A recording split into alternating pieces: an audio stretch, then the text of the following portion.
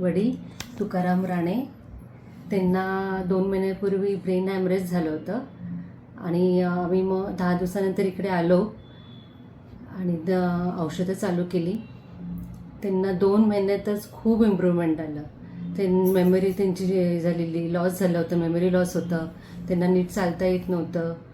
आता ते व्यवस्थित चालतात, बोलतात पण व्यवस्थित. बोलणं त्यांचं जड झालेलं आता बोलणं पण खूप छान झालं आहे त्यांचं. म्हणजे ओव्हरऑल इम्प्रूव्हमेंट खूप छान झाली आहे सगळी. आणि तुम्हाला कुणाला काही प्रॉब्लेम झाला तर तुम्ही डॉक्टर अमित शहाकडे नक्की व्हिजिट करा. खूप छान आहे.